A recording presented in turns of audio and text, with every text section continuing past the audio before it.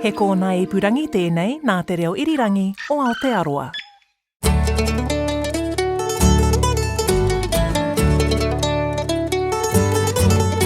No mai whakarongo mai ki te Aotai Whenua. Welcome to Country Life. Ko Janina Schwaneka aho. G'day, great to have your company. I'm Duncan Smith. Today, having a toddler in tow keeps a Canterbury farming couple on their toes. I take you to a new Wairarapa lake that's not just made for water security on farm, but is also fun for the whole community. But first to this week's guest. Time to learn more about the art of gardening. I'm Kath Goodrick. I am a gardener, really. I work here at Kairoturua 2 days a week, helping run their market garden, but I've also got my landscape design business in town that I have been running for about 7 or 8 years now. So I left school and studied horticulture, conventional horticulture, and then I got into my landscape design course and studied permaculture design alongside that, and always liked the idea that you could do so much more with your garden than just ornamental, and the passion grew from there, and then got experience in different areas growing up.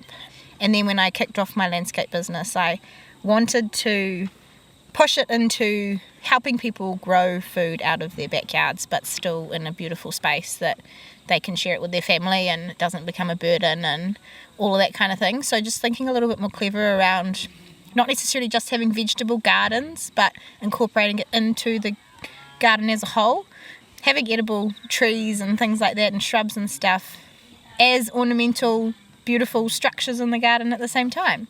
Are many people getting into it? Yeah, definitely. I mean, people of my generation, I've got, friends that are having kids and stuff like that that are getting a lot more excited about getting their children into gardens as well. But then there's also people that have been gardening for their whole lives that, just maybe want a little bit of assistance in making it kind of the flow of the whole space and the practicality of it work a little bit more better and things like that. Yeah, because it is, as you say, it's takes a bit of energy to grow food in your backyard, doesn't it? Are you sort of trying to make things easier for people? Yeah, so it can be as simple as, say, replacing a griselinia hedge with a feijoa hedge, so you're still getting that practicality of a hedge where you want a hedge, but you've just got the benefit of having something edible out of it at the same time. Or even, like the ornamentalness of a blueberry shrub, you get the autumn colour as well as the fruit and the seasonality of that I find really beautiful. And that's what I love about the Rotorua climate is that we get cold enough that we still get the beautiful autumn colours and all of that kind of stuff, and following the seasons, but we're not chilly. And what about leaf crops like lettuces and so on? Are those being incorporated into garden spaces? The idea with permaculture food forests is that you're pulling more into perennial plants, so away from the annual aspect of it, which tend to be the more high maintenance crops. So things like lettuces and stuff require quite a lot of watering and all that kind of thing. It's also pulling it back to the context of the client and figuring out what they're wanting. If they're keen to be growing that stuff and their family eats that, then incorporating it for sure. But also, trying to just educate people with how, you can get other perennial leafy greens that can be substituted for lettuce crops as well. All sorts of edible weeds that are out there and perennial all sorts that, can be substitutes. And it's just changing our education and our diet a little bit. And often the nutritional value of a perennial weed as such has a lot higher nutritional density than a lettuce, in theory. I suppose that's quite attractive to know that you could just let your garden grow into a bank of weeds. Absolutely. And still be able to eat it. I have to stop my day. I have to slap Dad's hand every time he comes around to my place because he tries pulling weeds out for me and he thinks he's doing me a favour. But no, that clover's doing a job. Leave it there, Dad. And the same here with our market garden that we've got out here, because we have the thing of not having quite enough labour as much as we'd want it to in the volunteering space. But it's that whole idea that the weeds growing in amongst the other plants, our target crops, as long as they're not interfering with what we're trying to do, I'm quite happy just letting them be there. They're feeding the soil, they're feeding all the life in the soil, they're providing shade for some crops, and it's just adding to the diversity for the insect life and all sorts of things. So if somebody has a patch of garden, can you create a food growing area out of any patch? Absolutely. Despite the different soil qualities? Yes, definitely. Soil, you can amend soil quite easily, like over quite a short period of time, by adding compost and mulch and all that kind of stuff. It's amazing how quickly you can turn things over, and also adding different types of plants can speed up that process as well. So there's plants that grow in anywhere. So, I mean, you even think about a gravel driveway, you get plants growing. So there's definitely everything for every situation, for sure.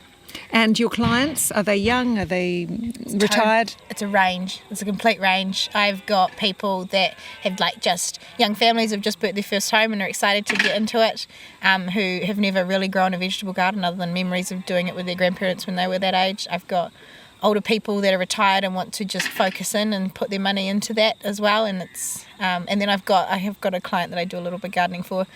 We prune her roses, but at the same time I'm educating her about how we can eat these weeds and and just trying to encourage people to stop spraying and that kind of stuff as well. So everyone's on a different scale, and it's just meeting people with where they're at and just finding little ways that they can do their little bit.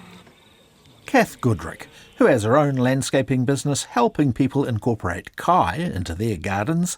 She also helps with the market garden at Kai Rotorua. You can hear more about Kai Rotorua and the Kumara harvest, which we featured recently on the show, by checking out the Country Life podcast at rnz.co.nz. It'll be in the show notes on our page too. Now, let's take a look at what's been making headlines on the Rural News Desk this week. New Zealand's largest wool processor is now offering direct services to farmers, cutting out brokers. Woolworks, which scours around 80% of the country's clip, says its service to buy wool directly from growers is getting plenty of interest. President Nigel Hales says lower handling fees will leave farmers with more money. Currently they're not getting paid enough for their wool, and everything that we're doing at the moment is to try and get the price of wool up or get extra added value into the wool that's sold, whether it be put into insulation product or other goods, so that there's a better stream of money coming into the farmers. We don't want them to go out of wool. Meanwhile, established broker PGG Wrightson says their wool procurement logistics and sales methods have stood the test of time. General Manager of Wool, Rachel Shearer, says the company's brokers offer unmatched knowledge and advice. We're really confident in the high value that we bring and the technical expertise that not just the PGW Wool, but also the wider PGW team bring to sheep farmers across New Zealand. We're also seeking to drive efficiencies to ultimately help the wool industry not just get back on our feet, but be the number one wool industry in the world. Sticking with wool for a moment longer, and there have been some changes at wool carpet maker Braemworth. Chief Executive Greg Smith has stepped down after 4 years, just weeks after a boardroom coup. New Chair Rob Hewitt says changes are afoot, but the new leadership remains committed to wool. It's how do you get the cost out, so there will be manufacturing changes, but it's how do you maintain quality standards at a price point. Earnings have slumped in recent years, with revenue falling from $148 million in 2018 to $80 million last year. Rob Hewitt says Braemworth will need to cut some costs, but he's optimistic about the future. Meanwhile, lambs are continuing to be alarmingly difficult to source for meat processing plants in the North Island. Here's AgriHQ analyst Mel Crode. The odd processing plant is reported to be full, but basically on reduced capacity that we're seeing. And most are now having to reevaluate just how they manage export orders over the winter months, considering the outlook for supplies remains extremely tight. But look, most processors are hoping to just keep schedules stable ahead of the short weeks this month. But there is also a lot of uncertainty just surrounding where prices will go if and when capacity comes back on after Anzac Day. Turning to dairy, and farmers can expect a solid start to the new season, with healthy demand set to continue for the country's top export. Dairy prices rose to the highest level in nearly 3 years in the global auction this week, showing no signs of being affected by Trump's tariff turmoil. The average price increased 1.6% to $4,385 a tonne, the best since July 2022. The price of whole milk powder, which strongly influences the payouts for farmers, increased 2.8% to $4,171 a tonne. Jarden Head of Commodities, Mike McIntyre, says eyes are already on the winter season. I think this season's all but done. So the $10 midpoint that Fonterra is guiding to at the moment, I think there's still an opportunity to improve on that. The real unknown now sits in the 26 season, and obviously we've seen a strength in the Kiwi in the last week or so. We've seen a 6% appreciation there, which isn't obviously beneficial to exporters, but with whole milk powder prices being over $4,100 for the 5 months in which it's been advertised, that's really encouraging. And as I said, sets us up pretty nicely for that opening milk price, which we'll get at the end of next month. Strong demand for dairy has seen one Waikato cheesemaker set to double its production. Neil Mayer is the third generation at the helm of family business Mayer Cheese, based in Temple View. This year they've produced just under 100 tonnes of cheese and are building a new facility with aims to increase that to 200 tonnes. We currently can produce half a tonne every day of the year, 365 days a year, but we don't make that much because we don't have the space. So building this new facility will enable us to realise the capacity that we've always had. A large part of that is ageing cheese, looking at new cheese styles, soft cheese or spreadable cheese, habar cheese, halloumis, that sort of thing. Things are looking up for New Zealand's citrus growers as the new season gets underway. Most fruit is grown in Gisborne and Kerikeri, with smaller volumes grown in the Bay of Plenty and Hawke's Bay. Citrus New Zealand chair Ian Albers says it's been a tough few years weather-wise, but growers are excited about this season. I think generally the citrus crop's looking pretty good this year overall, and certainly seems to be better than the last couple of seasons, just with some of the climatic events we've had in Gisborne particularly. That's put a lot of stress on trees in terms of tree health. We're starting to see things bounce back a little bit. So yeah, looking forward to a good season. New season Satsuma mandarins will be flowing into stores soon. The main lemon crop will start to come off later this month, followed by grapefruit in May and navel oranges in June. Good news for wine lovers, with a new report showing the country's grape growers and winemakers are taking more steps to minimise their carbon footprint. The New Zealand Wine Growers Sustainability Report looks at vineyards and wineries' practices across 6 categories: soil, water, waste, climate change, plant protection and people. Dr. Edwin Massey says the industry is making good progress. Most importantly, we've also seen almost doubling of the number of industry members involved in certified carbon accounting programs. That's up to 127 vineyards and 30 wineries reporting measurement of those emissions through a verified program, which is great to see. Dr. Edwin Massey says it's important to look at sustainability across the whole supply chain. 83% of carbon emissions come from wineries and only 17% from vineyards. There's new data showing planting trees and natives can help reduce erosion across Hawke's Bay's most at-risk hill country. More than 250,000 hectares of hill country in the region is considered high risk for erosion, but poplar and willow plantings can reduce this by up to 70%, and up to 90% with closed canopy forest. Hawke's Bay Regional Councillor Sophie Sears says the data is encouraging and shows that years of erosion control investment by council, in partnership with landowners, is starting to pay off. It took 50 farms post-Cyclone Gabrielle to look at how these particularly vulnerable areas had stood up, those with trees and those without. This looked specifically at the landslides where they were most likely to deliver sediment into streams. What we discovered was exactly what we hoped to discover, which was there was a reduction in landslide numbers across the 50 farms. It meant there was a median 10% decrease in landslide erosion in those areas that had been planted. And lastly, farmers in parts of the central North Island say groundwater levels are recovering from the dry summer period. The Agriculture Minister, Todd McClay, declared a drought in several regions early last month, including the Horizons region, which covers the Whanganui and Ruapehu districts. Whanganui Federated Farmers President and sheep and beef farmer Ben Fraser says there's been some rejuvenating rain in the region, with more forecast to come. From what I see, the back seems to be broken. We had a bit of rain closer to the coast last week, which helped others quite a lot. I mean, we're lucky in the position that we are, that we weren't as bad as other places. But I've been on the phone with other farmers closer to the coast, and they said there's still not heaps of grass, but there's kind of enough to keep everyone ticking over. And that's the rural news for this week. You're listening to Country Life on RNZ National, 101 FM. Time for something to remind us of those hot summer days and looking for ways to beat the heat. Earlier this year, I paid a visit to a new waterhole that's popular with Wairarapa locals. The recently completed Lake Braemore started off as a project to ensure greater water security for sheep and beef farmer Len French, but it's grown into something more. It was a slightly grey day as I paid a visit to Lake Braemore. As such, the water was fairly quiet, except for the Jackson Fry family from down the road who were paddling their kayaks. They had an open day just the end of last year. We come out with the jet boats. We just had a look, but this is our first time using it. It's pretty cool. Yeah, been just waiting for the right weather and the right time, and come out. It's a brilliant asset. What's it like having an asset like this on your back doorstep, especially, school holidays and the like? Oh, it's awesome. It's better than just always going to the beach. It's just something totally different.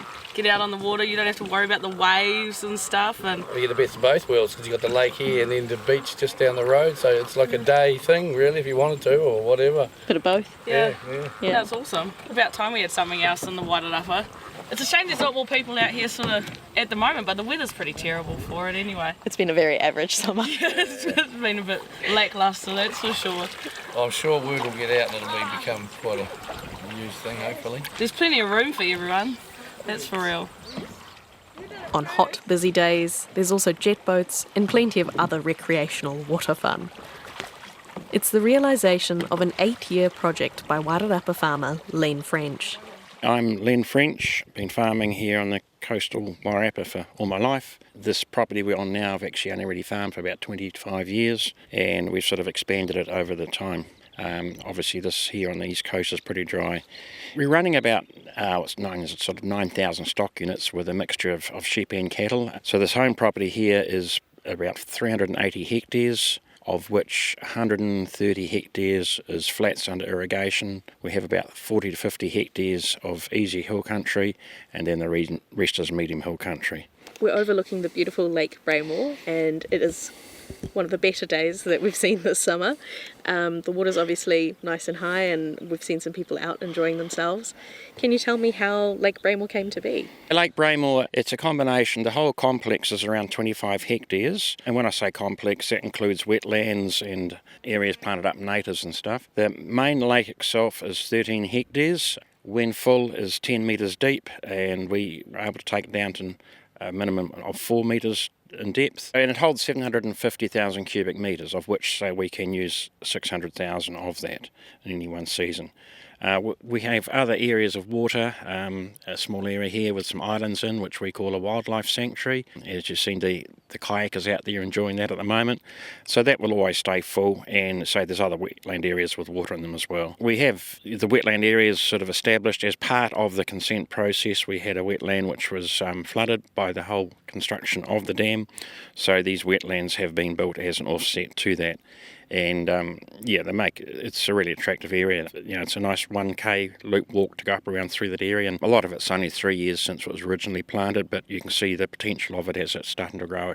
And so the lake's formation, how did that come about? The lake formation, well, it was just when I was looking at the idea of irrigating, I was looking on my own property for the potential dam sites, but I had one or two in mind, but then I just happened to notice a really good site across the boundary fence, and I did some measuring up and that and thought that would be perfect, but the problem was it wasn't mine. We managed to, just by coincidence, the property came on the market within a month or two of starting to hatch this idea, so we managed to successfully purchase that.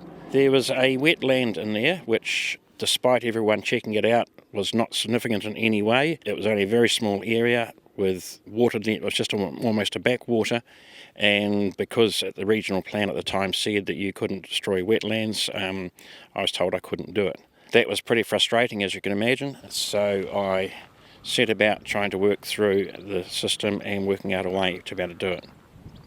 It was a costly and lengthy process to see the lake eventually built.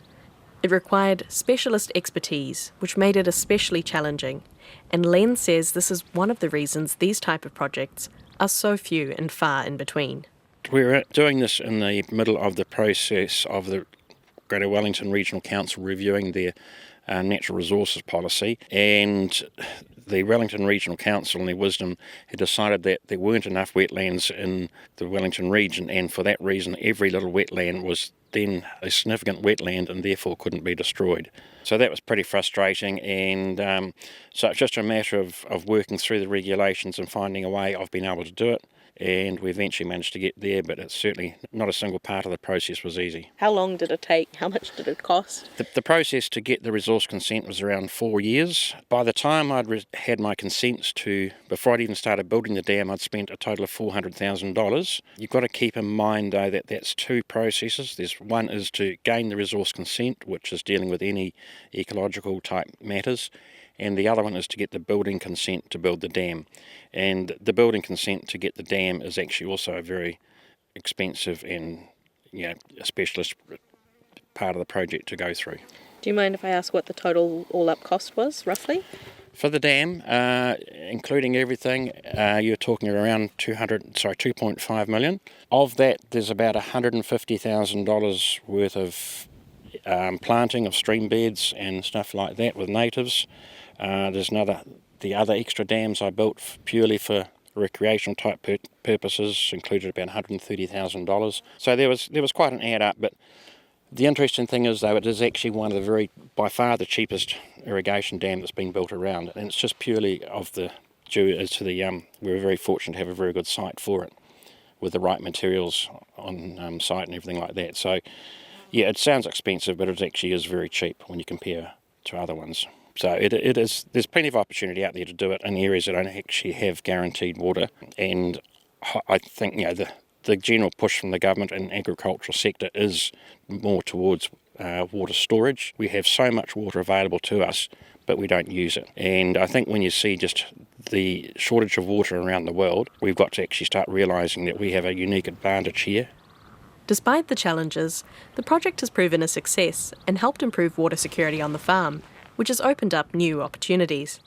Yeah, obviously get dry, and we have the normal water facility set up for stock water, but no more than that. And we sort of looked at irrigation purely in frustration of the dry seasons we're getting. We have 130 odd hectares of very good salt flat. Can be very productive in the right seasons, but also in the wrong season, you get very poor returns out of them. So that was the initial thinking behind trying to do something about irrigation. Unlike many areas around here, you can't just drill a hole in the ground and get water, so I had to look at the idea of making water storage to be able to irrigate. What kind of difference has it made for your farming operation? Well, we're still getting into the middle of that. We had the first year when we thought we were going to be irrigating, and we got hit with 2 big cyclones, which meant there was no need for irrigation. Last year was quite good. It was just a matter of we didn't have all the irrigation systems set up. So we're into our first full year of irrigation now, and it certainly makes quite a peace of mind going into it. Your summer, you can keep fully stocked up. This sort of November, December, everyone was getting panicky because it was drying off. We were able to, just that guarantee knowing we will have the feed later on. It's given us options to look at other alternative income sources. We've always done a fair bit of cropping for stock feed and stuff like that, but we're changing that into more intensive small seed production. Last year we did some bok choy. This year we're doing some pak choy and faba beans, and we'll just look to increase that type of thing as time goes on. But just the ability to grow some of those higher value crops is the options it's opening up to us. As part of the project, Len has also developed new wetlands to replace what was lost. Thousands of native plants have also gone into the ground as part of this. He takes me for a loop around the wetland walking track. You can hear the frogs have made themselves right at home. With the wetlands, it's been quite I used a bloke from Turangi who was a real expert on wetlands and stuff like that, and so he did a lot of work for me about firstly negotiating with the council on the whole thing, and then we had to do the offset. We had to do a lot of measuring of the existing wetland, and then you multiply up, and then they have to come back with a plan of just how you're going to achieve that offset. And so it's a matter of having to plant certain areas and certain species and stuff like that. And at year 5, or at the moment every sort of 2 years, we get a full report done on how we're achieving it. Year 5 or year 7, we actually have to meet a certain criteria of a certain amount of ground cover of different species and stuff to have fulfilled our obligations. All the wetland areas at this stage aren't at their final water height because all the native grasses we've established, and I think we've probably planted about 8,000 or 10,000 native grasses, they do not like establishing with wet feet. So we have to keep the areas that they've planted in up out of the water until they're well established, and in probably 18 months, 2 years' time, we'll actually raise the water level of the whole wetland areas by 1/2 metre, and at that stage all the water will be up around through all these native grasses and stuff. So Is it a self-filling water system in terms of all of the water in the water storage has come from rainfall, or? the catchment for the water source for the lake is all catchment of 100 hectares of hill country here, in front of us here, and all that water comes down and passes through wetlands before entering the main lake. So it's actually been all well filtered and everything. So it should mean a pretty good quality of water going into the lake. So it's actually, there's 4 different catchments, and we've got a lot of planting in each of the upper catchments of each of those to filter it out. And so you say, as you say, in 18 months or so, you guys will be at full water capacity, full water level? Yes, well, yeah. So that's for all the wetland areas, yeah. So basically we'll bring them up about 1/2 metre higher than what they are now. Yep. Lake Braemore has grown into something much more for Len, who's also a keen jet boater and president of Jet Boating New Zealand. It's a place for the community to get together and enjoy the water. There's a lot of people go out to the coast here at Riversdale over the Christmas holiday period, and there's nothing much for the kids to do. The sea's not ideal for water skiing or anything like that, and so it's just a facility nearby where they can come and enjoy for whatever reason they have, and just to chill out. The community's been brilliant with their support, and all the way through, they're right behind me with what I'm doing and stuff, and watching closely. So it's just great, and it's just good to have them coming out here and be able to enjoy the facility now. Looking at it, seeing people enjoying it, how does it make you feel? Oh, it's great. Everyone just comes out there and says, wow. And it's great after all the hassles you've been through, and they've been huge hassles. You question yourself halfway through. You keep on thinking, I spent $400,000, should I just pull the pin on it now? Or I've spent a whole lot more. When do you pull the pin on it? And there were several times I thought about it, but for some reason I just persevered, and I'm very thankful I did. And it's just nice to see people here enjoying it and just hearing all the positive comments. And I feel proud having done it. And as like I say, I just can't wait for all the natives and things to grow more to see all that develop and enjoy that side of it as well.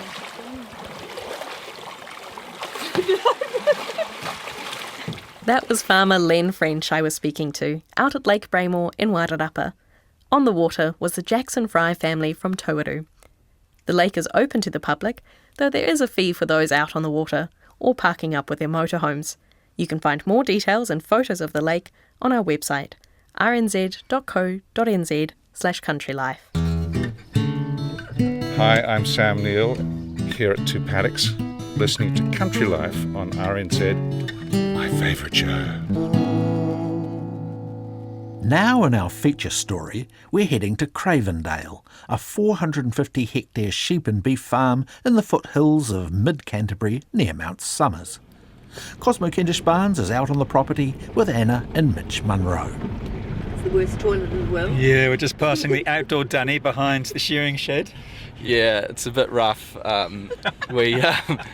We've done the kitchen up in the wool shed, and I guess the toilet might be the next on the agenda. Poor shearers, I'm sorry. Going to be pretty desperate. Mitch, can you tell me where we're heading to? Well, we're just heading out down the lane, and we're going to do a wee job of shifting some two-tooths onto kale. We're just starting to transition them over to a new feed. And we can see some cattle there? Yep, so those are the heifers that have scanned dry, and at the moment we're thinking that we might just carry those on the farm just to fatten them up a wee bit.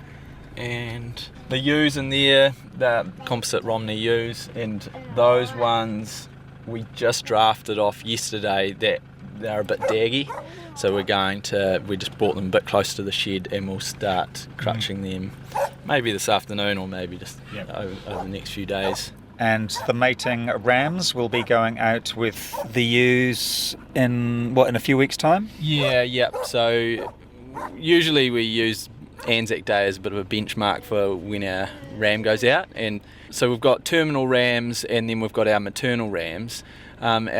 Our maternal rams are Romney and Coopworth Texel, and then the terminals are Beltex Texel and Suffolk Beltex crosses. For our listeners who aren't familiar with those terms, what's the difference between maternal and terminal? Well, so the maternal will keep replacements out of those lambs. They are bred for fertility, for good mothering, for wool, maybe to a lesser extent now, and for meat. And then the terminal rams, they go over our, what would you say, like second tier ewes that have less desirable characteristics or maybe a bit lighter in condition, things like that. And they are for meat. They will produce a meaty lamb with high growth rate. Get this gate.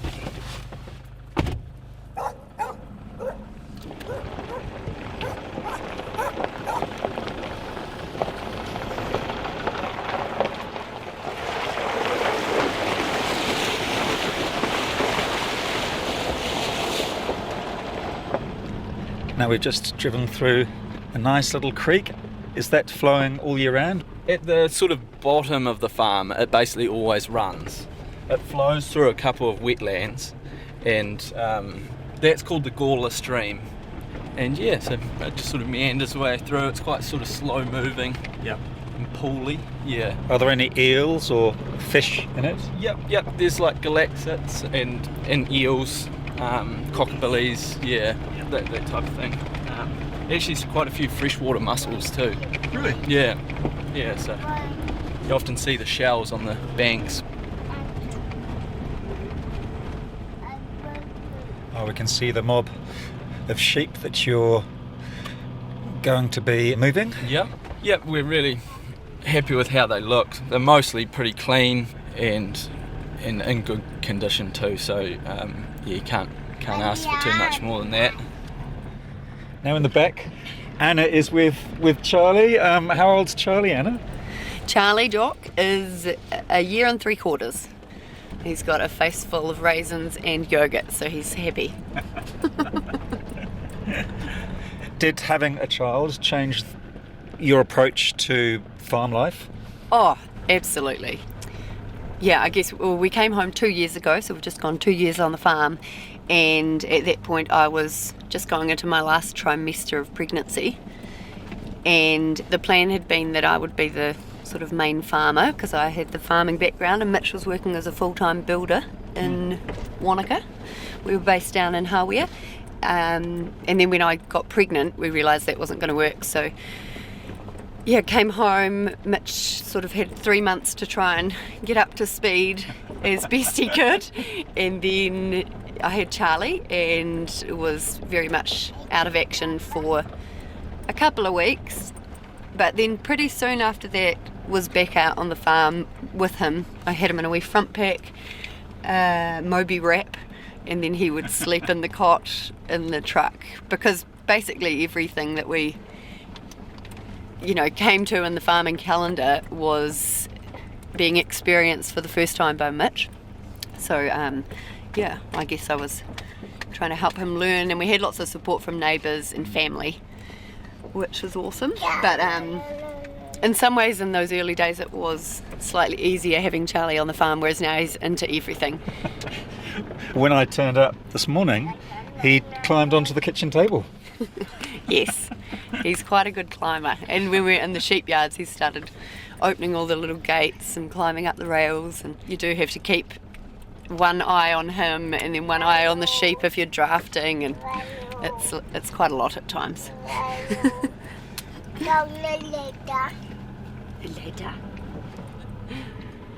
Were you brought up on this farm? Yes, so when I was born we lived down on the flats in Karoo, so about half an hour from here, just south of Mayfield, and then Mum and Dad sold the place there and bought up here in 1995. And yeah, I'm one of 4 kids, I'm the eldest of 4, and we all kind of grew up with farm life. And then Mum and Dad were farming it on their own for quite a while, and then they leased the farm out about 15 years to a local family. They were here for 8 years, and then my sisters came back and leased the farm in a partnership for another 3 years. And then one of them was getting married and moving to the farm that her husband was on, so they finished up the partnership, and that's when we had the opportunity to come back. And I don't know, we talked about it for quite a while. We were probably pretty nervous. Well, I was definitely nervous about that. At the time I was working half the week as a shepherd in Terrace and then half the week as a physio. I'm trained as a physio.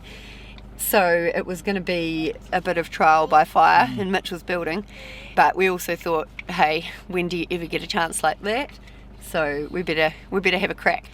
That first year was full on. It was really intense with Charlie. Mental health wise, I probably wasn't in the best place. It was so much.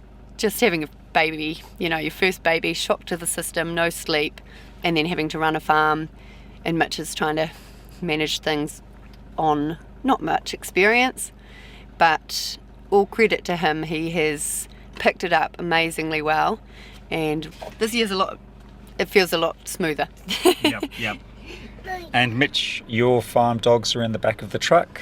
Are they going to round up the sheep? Yeah, I'll need to open this gate here onto the kale paddock here, and then I'll get my heading dog to head this mob back towards us.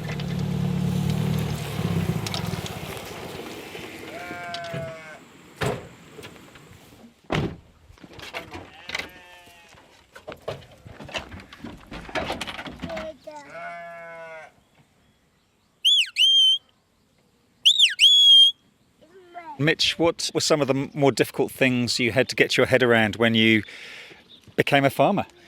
I suppose just working with stock, not having that experience, so I had to come to terms with that and work out how they move and where not to be and where to be and all those things. And then a lot of it was just sort of down to like even how much to graze a paddock and how to judge how much feed you've got, do a feed budget and things like that. And we were lucky that one of the guys that had previously leased the farm had helped us in sort of mentoring us a wee bit, and it just all gets you to a point where you can sort of have a better idea of which direction you're going in.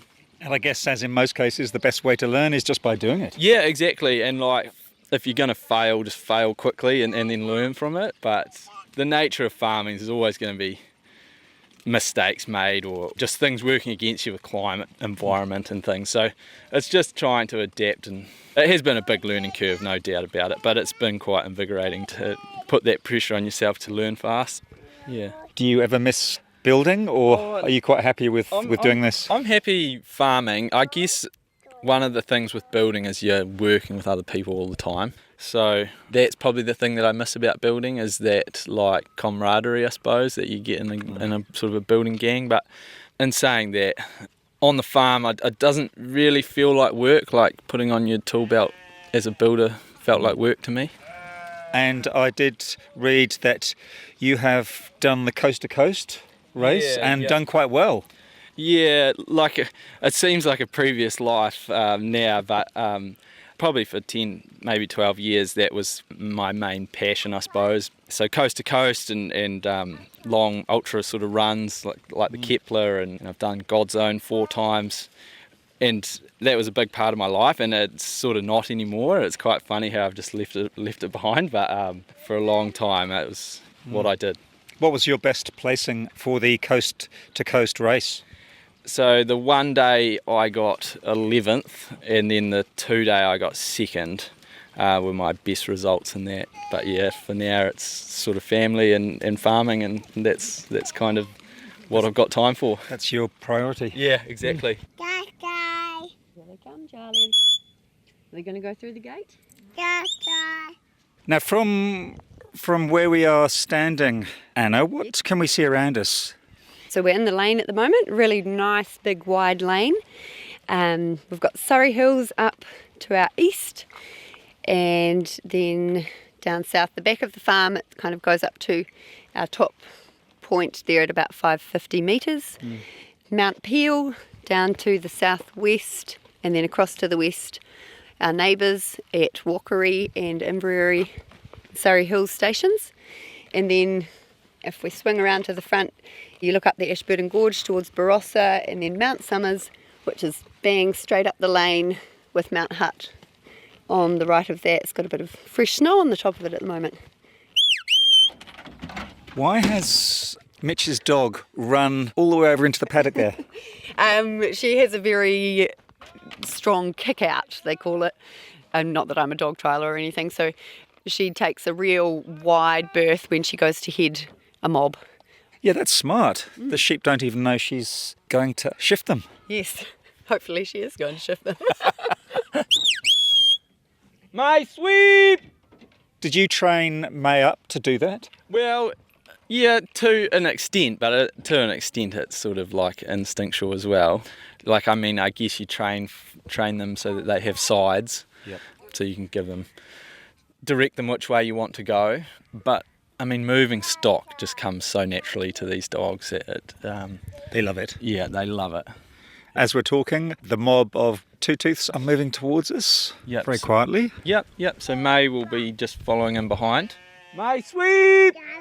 They're being shifted onto kale, which has grown incredibly well. We've just had so much rain through the summer. It's about waist high. Yeah. We're just chewing out this top part of the paddock first and then leave the lower stuff till later so that we don't get problems with runoff. There they go. Gate. Through the gate. My gate. Charlie knows some of the dog's calls, so every now and again you hear him saying, I think that was May sweep. What do we say when we want Rizzo to make some noise? Speak up. Speak up. Good man. Anna, coming back to the farm, to the family farm, must have felt so special. Yes, yeah, it definitely did. Quite nostalgic. I think it was good to go away, for sure. I'd probably been away for half of my life and then came back. And yeah, to not have your whole identity wrapped up in the farm, I think was really important. But it's been awesome to be back and to be close to Mum and Dad whilst having Charlie. That's been probably the biggest bonus. So you lease the farm off your folks? Yes, yeah, lease it off Mum and Dad, and the way the lease works is we have a monthly payment for the rent of the land, and then the stock actually is on lease. So it's a pretty amazing setup. It just means that you don't have to come in and outlay this huge amount of money for buying stock. So it's a way that we could kind of get in and make it work. And, very grateful to Mum and Dad for that, because it's meant that basically we came in, there's a certain number of stock on the bailment, and then at the end of your lease, which for us is a 5-year lease, you just leave the same number of stock, same quality when you go, but you pay to lease the stock rather than having this big outlay and then also being subject to market changes for all the prices.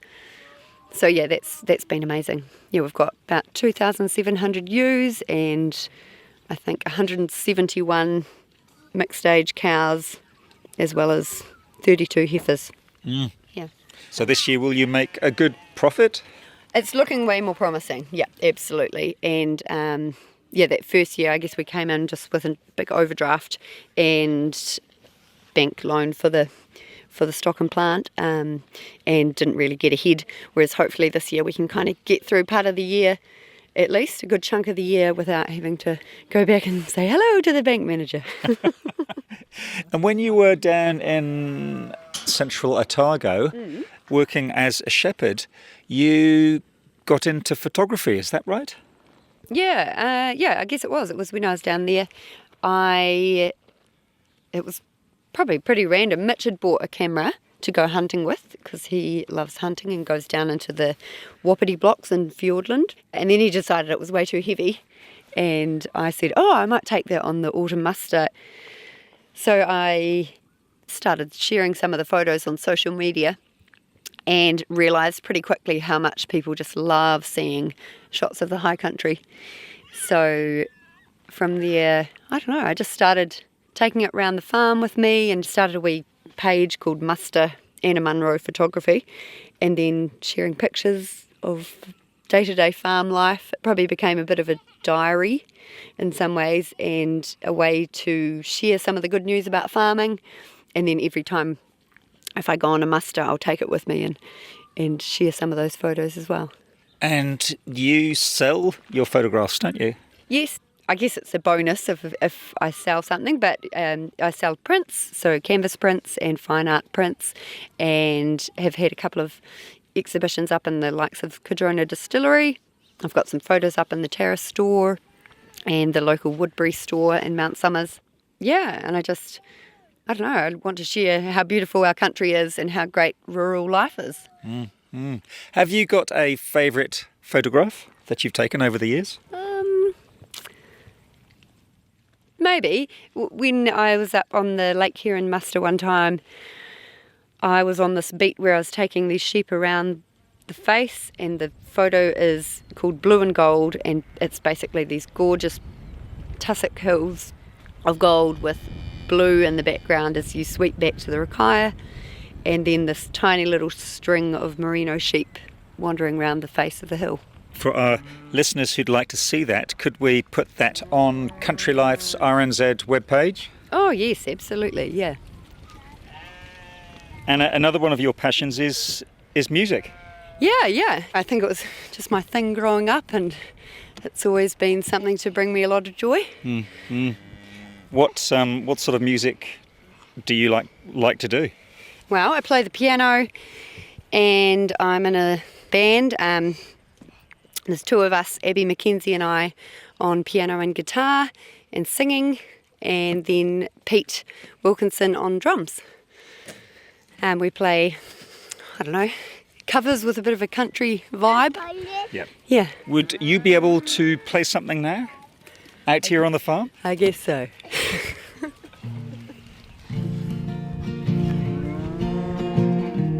Took my love and I took it down. Climbed a mountain and I turned around, and I saw my reflection in the snow-covered hills, till the landslide brought me down.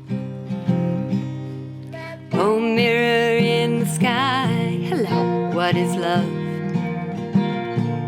Can the child within my heart rise above? Can I sail through the changing ocean tides? Can I handle the seasons of my life? And that was Anna Munro there singing Landslide by Stevie Nicks. Cosmo was also talking to Mitch Munro at the couple's hill country farm near Mount Somers in Canterbury. To see some of Anna's photos, and ones Cosmo took on the day, go to the RNZ website rnz.co.nz/countrylife. And that's it for this episode of Country Life. Do let us know your feedback by emailing country@rnz.co.nz. You'll find lots more details about the stories you heard in the show notes or on our webpage rnz.co.nz/countrylife.